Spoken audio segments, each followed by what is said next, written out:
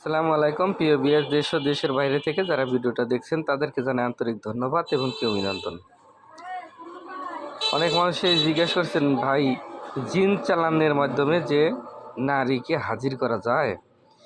আসলে যায়, কিন্তু জিন চালানের মাধ্যমে যে নারীকে হাজির করবেন সেক্ষেত্রে কি করতে হবে, কিভাবে করতে হবে, আজকে নকশা সহ নিয়মকরণ সহ আমি কিতাব থেকে দেখাইতেছি। আপনারা ধৈর্য সহকারে সব কিছু দেখবেন এবং কি ভিডিওটা লাইক কমেন্ট শেয়ার করবেন। এই ভিডিওটা আপনার যদি উপকারে আসে, আপনার আত্মীয় স্বজনকে বেশি বেশি করে দেখার সুযোগ করে দিবেন।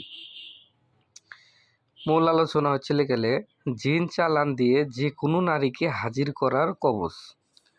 এই কবচটা হচ্ছে গেলে জিন চালান দিয়ে হাজির করে আনা যায় যে কোনো ব্যক্তিকে, যে কোনো নারীকে। একটা নারী আপনার সাথে প্রতারণা করছে, সে নারীকে আনতে পারবেন।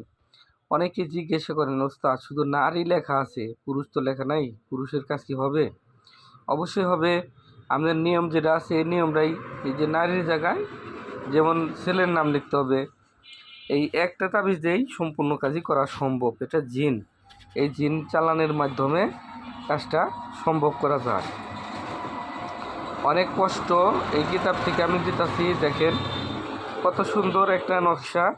এই নকশার মধ্যে যেভাবে আছে হুবহুব সেই রকমভাবেই নকশাটা অঙ্কন করিতে হইবে। আর এই নকশাটা অঙ্কন করিতে হবে চলে গেলে আপনার নিয়মটা চলে গেলে বিধি নিয়ম কাজটি হরিণের চামড়ার উপরে অঙ্কন করিতে হইবে 3টি নকশা। একটি নকশা কবরে দিবেন দাফন করে, একটি নকশা শ্মশানে দাফন করে দিবেন, একটি নকশা শিং মাছের গলায় বেঁধে নদীতে নিক্ষেপ করিবেন। আশা করি অনেকেই বুঝতে পারছেন যে কোন কোন জায়গায় এই কাজটা করতে হবে। তারপরেও আমি যে ভালো করে ধরছি, দেখেন এই নকশাটা আপনি ব্যবহার করেন, ইনশাল্লাহ এটার মাধ্যমে জিন চালানো হয়ে যাবে। আরও যারা অভিজ্ঞতা ভালো আছেন, 2-4টা চালানি মন্ত্র জানেন, তারপরে এই চালানি মন্ত্র দিয়ে কাজ করেন, 100% আপনার কাজ হবে। তাও যদি না পারেন, যেখানে যেখানে নিক্ষেপ করবেন সে জায়গাটা একটু করে জায়গায় আপনি কাজটা করেন। এই হরিণের চাংড়ার উপরে লেখা 100% আপনার কাজ হবে। ভিডিওটা যে যেখান থেকে দেখতেছেন তাদেরকে ধন্যবাদ দিয়ে আমি শেষ করব। অনেকে আমাকে ডিস্টার্ব করেন, অনেক রাত্রে ফোন দেন ভিডিও কলে। আসলে ভাই সবসময় কি ভিডিও ফোন ধরা সম্ভব? হাজার হাজার মানুষে ফোন দেয়। ইউটিউব চ্যানেলে আমার নাম্বারটা দেওয়া, আমি একটা নাম্বারই ব্যবহার করি।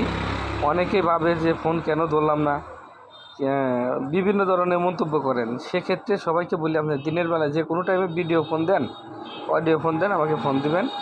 রাত্রে এত রাত্রে ফোন দেন, দেখেন মানুষ তো ঘুমে থাকে, আমি তো একজন মানুষ, ঠিক আছে? তো ভাই সবাই ভালো থাকেন, সুস্থ থাকেন। যারা কল দিবেন দিনের বেলায় কল দিবেন, এত রাত্রে ডিস্টার্ব করবেন না। আসসালামু আলাইকুম।